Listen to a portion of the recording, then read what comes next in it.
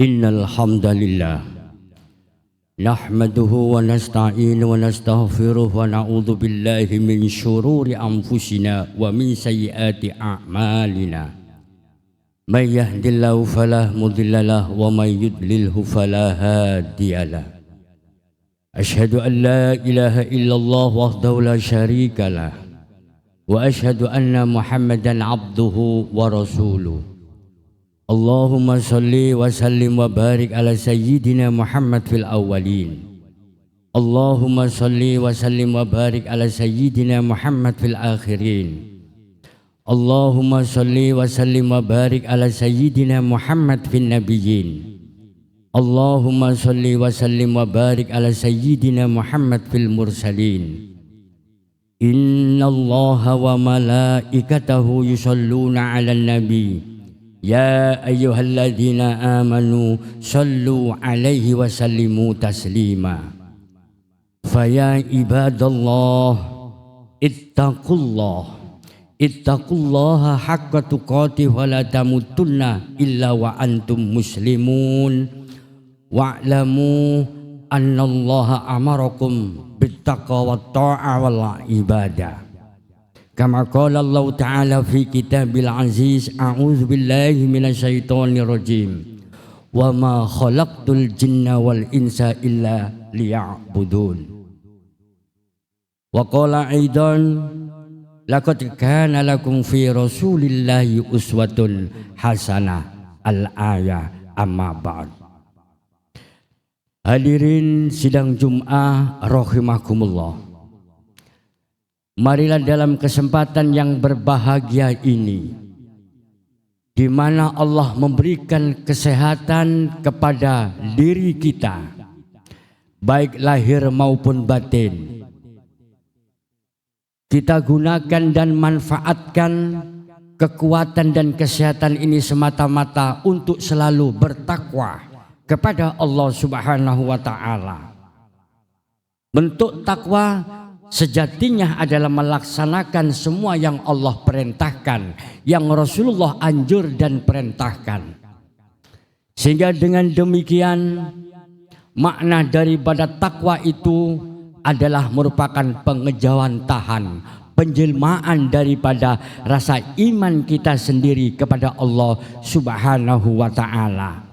Karena iman dan takwa tidak bisa dipisahkan, seperti koin yang punya arah sebelah kiri dan kanan. Oleh karenanya buah daripada iman itu sendiri adalah takwa. Ketika takwa sudah kita laksanakan dengan menjalankan semua yang Allah perintahkan, semua ibadah-ibadah mahdhah dan ibadah yang ghairu mahdhah sudah kita lakukan, maka kita akan mendapatkan hasil daripada buahnya, yaitu al-ilmu, sebuah pengetahuan. Pengetahuan mengerti akan maksud daripada disyariatkannya aturan-aturan Allah Subhanahu wa Ta'ala kepada hambanya. Sehingga dengan demikian kita mengerti bahwa peribadatan yang selama ini kita lakukan semata-mata adalah merupakan hajat dan kebutuhan kita sendiri kepada Allah Subhanahu wa Ta'ala. Sebagai kelanjutan dari khutbah yang dulu saya pernah sampaikan bahwa innallaha lahu thariqun ilal jannah wa thariqun ilan nar. Allah mempunyai dua jalan. Yang pertama, Allah buatkan jalan menuju surga, dan Allah buatkan jalan menuju neraka. Bila mana seorang hamba sudah tunduk, tawaduk, taat atas semua yang Allah perintahkan, yang semua Rasulullah perintahkan dan anjurkan sekaligus ajarkan, dan dia sudah mengamalkan, berbuat dengan sedemikian rupa, maka Allah memberikan satu jalan, yaitu al-jannah, surga.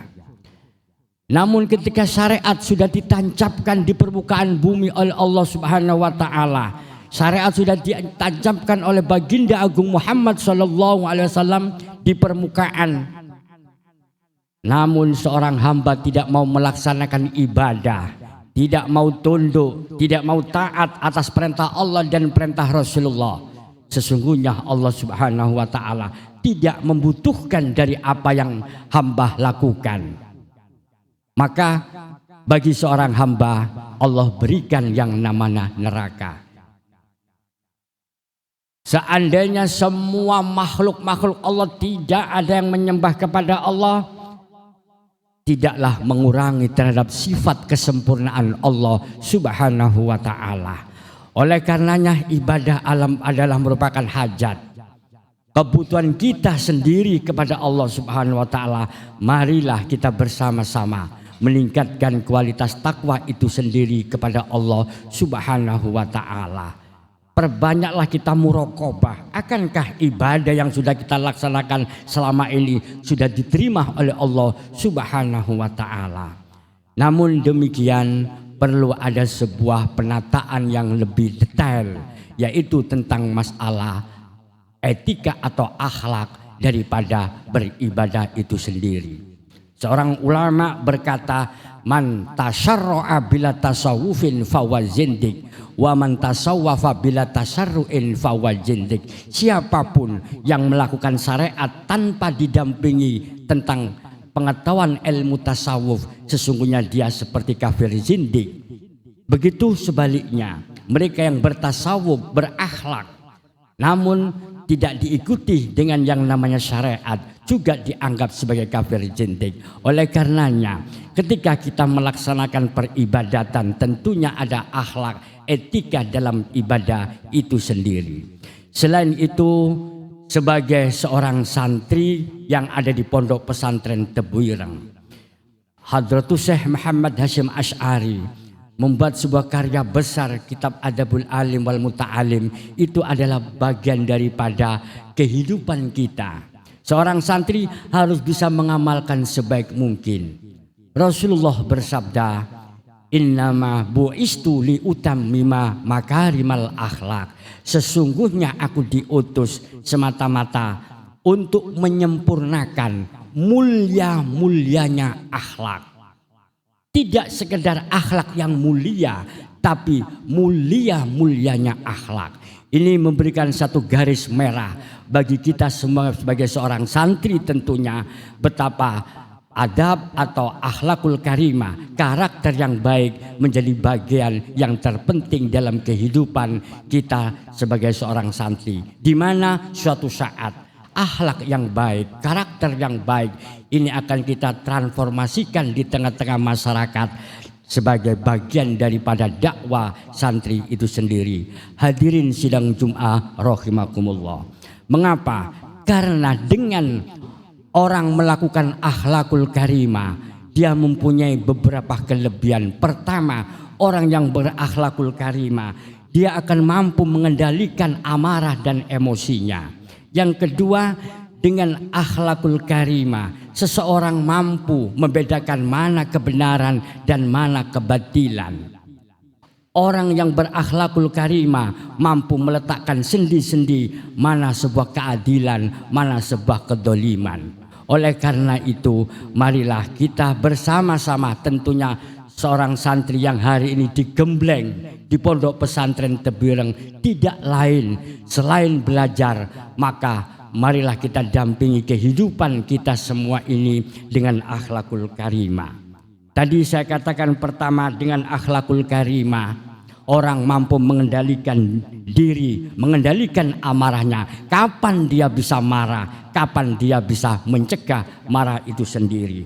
Rasulullah Shallallahu Alaihi Wasallam bersabda dalam salah satu hadis, salasun kunna fihi awahullahu ta'ala fi kanafi wa satara alaihi birahmatihi fa adkhalahu fi mahabbatihi. Ada 3 kelompok, 3 manusia yang akan mendapatkan perlindungan dari Allah dan akan dirawat oleh Allah dengan rahmatnya.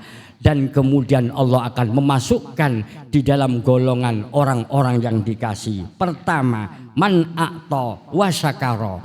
Orang yang Allah berikan sebuah kenikmatan, diberikan anugerah, namun orang ini memperbanyak bersyukur kepada Allah Subhanahu wa ta'ala. Adik-adik santri yang ada di Pondok Pesantren Tebuireng, kalian harus patut bersyukur kepada Allah Subhanahu wa ta'ala. Tidak semua orang itu dipanggil oleh Allah untuk bisa hijrah mendalami ilmu agama di pondok pesantren. Karena orang yang mondok di pesantren tidak lain adalah orang-orang pilihan, orang-orang yang dipanggil oleh Allah untuk mendalami ilmu pengetahuan agama dan ilmu pengetahuan umum. Jadi kehadiran santri-santri di pondok pesantren Tebu Ireng ini adalah merupakan panggilan dari Allah Subhanahu wa ta'ala. Allah berfirman, falaula nafara min kulli firqatin minhum ta'ifa liyatafaqqahu fid din wal yundiru qaumahum idza raja'u ilaihim la'allahum yahdarun. Sebaiknya di antara kalian semua ada sebuah kelompok, golongan kecil yang mereka untuk mendalami ilmu agama, yang kemudian mereka kembali untuk memberikan satu peringatan, memberikan satu pelajaran bagaimana tentang yang namanya syariat itu ditegakkan dan dibenarkan. Hadirin sidang Jum'ah rahimakumullah. Yang kedua, wa idza qadara ghafara. Sesungguhnya dia mampu untuk melakukan rasa marah. Dia bisa marah, namun dia memaaf terhadap orang yang membuat kesalahan. Mengapa? Karena budi pekerti yang ia bina selama ini mampu mengontrol terhadap rasa kemarahan yang ada pada dirinya. Sekali lagi, salah satu keistimewaan orang yang berakhlakul karimah mampu mengontrol dan mampu mengendalikan amarah dan kemarahan.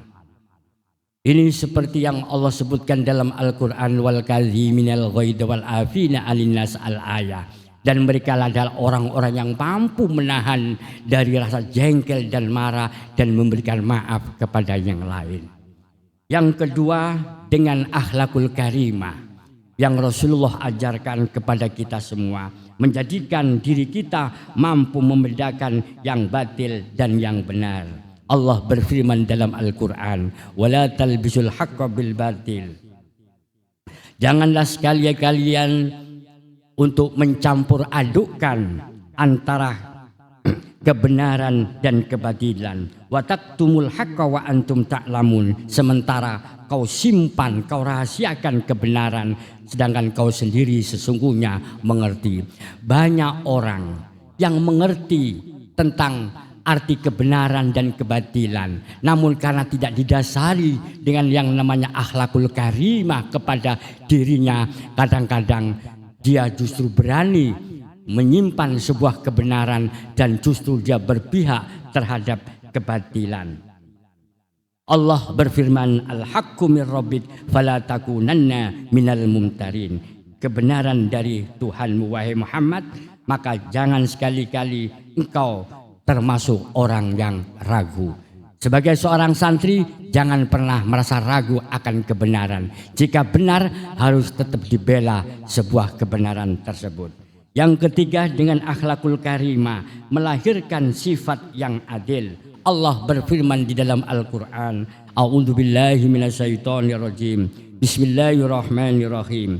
Ya ayyuhalladzina amanu kunu qawwamina lillahi syuhada'a bil qist wala yajrimannakum sana'anu qaumin ala alla ta'dilu i'dilu huwa aqrabu littaqwa wattaqullaha innallaha khabirum bima ta'malun. Yang perlu kami garis bawahi adalah ayat wala yajrimannakum sana'anu qaumin ala alla ta'dilu i'dilu huwa aqrabu littaqwa, yang artinya kurang lebih, dan janganlah kebencianmu kepada salah satu kaum, kepada siapapun, menjadikan dirimu tidak bisa berbuat adil. Kadang orang mengerti tapi tidak bisa melakukan sebuah keadilan. Mengapa? Karena di dalam dirinya jauh daripada nilai-nilai akhlakul karimah. Makanya dengan akhlakul karimah yang selama ini menjadi bagian dari kehidupan kita di pesantren, maka keadilan harus menjadi bagian dari diri kita. Selain itu harus dipelihara yang namanya akhlakul karimah, agar kita tidak pernah mencampur adukkan mana sebuah kebenaran, mana sebuah keadilan atau sebuah kesalahan. Oleh karenanya ayat ini memberikan satu persepsi yang besar bagi diri kita terutama santri. Jangan-jangan yang namanya keadilan ini dibelok-belokkan hanya semata-mata mencari sebuah kehormatan atau mencari sebuah kepuasan. Wala yajrimannakum sana'anu qaumin ala alla ta'dilu i'dilu huwa aqrabul littaqwa.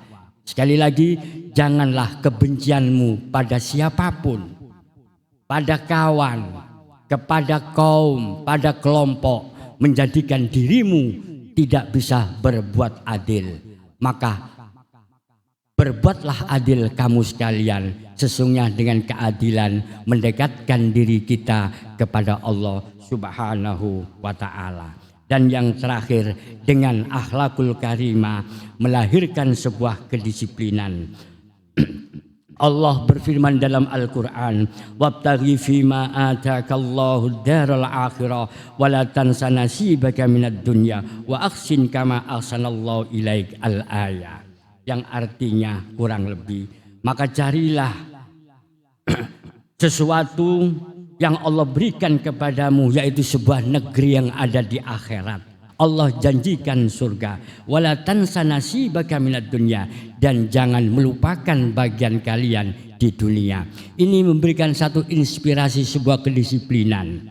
Di pondok pesantren Tebireng dilatih, diajarkan sebuah kedisiplinan. Saat pagi hari setelah ngaji Al-Quran bersiap-siap untuk pergi ke sekolah, pulang sekolah berjamaah bersama-sama, istirahat kemudian bangun sore mengaji kitab atau mengikuti pelajaran tahasus ataupun diniyah, habis asar, habis maghrib, habis isya, itu semua mata-mata dilatih untuk melakukan kedisiplinan. Bahkan sholat 5 waktu sekalipun memberikan satu pengertian bagi diri kita untuk juga disiplin. Hadirin sidang Jum'ah rahimakumullah, mudah-mudahan khutbah kali ini bisa memberikan manfaat bagi kita, khususnya santri-santri Tebireng. Kalian yang berkesempatan untuk mencari ilmu di Tebireng ini adalah merupakan anugerah dari Allah Subhanahu wa ta'ala. Terakhir, ada makalah dari salah satu ulama yang artinya laqad gharasu hatta akalna wa innana lanaghrasu hatta yakulan nasu ba'dana. Yang artinya kurang lebih, sungguh orang-orang dahulu menanam sebuah budi pekerti, menanam akhlak-akhlak yang baik. Hatta akalna wa innana, sehingga kami merasakan dari apa yang mereka tanamkan pada diri kita. Akhlak ulama-ulama salafus soleh hari ini kita bisa rasakan tidak lain adalah merupakan peninggalan daripada orang-orang terdahulu, termasuk karya besar Hadratus Syekh Muhammad Hasyim Asy'ari. Kelanjutan daripada syair lanaghrasu hatta yakulan nasu ba'dana, maka marilah kita bersama-sama di hari ini kita menanam sebuah kebaikan daripada apa yang kita lakukan, kedisiplinan yang kita lakukan, maka akan menjadi tauladan dan percontohan bagi orang-orang yang akan datang. Semoga bermanfaat. A'udzu billahi minasyaitonir rajim. Bismillahirrahmanirrahim. Wal 'asr innal insana lafi khusr illal ladzina amanu wa 'amilus solihati wa tawassaw bil haqqi wa tawassaw bis sabr wallahu ghafurur rahim.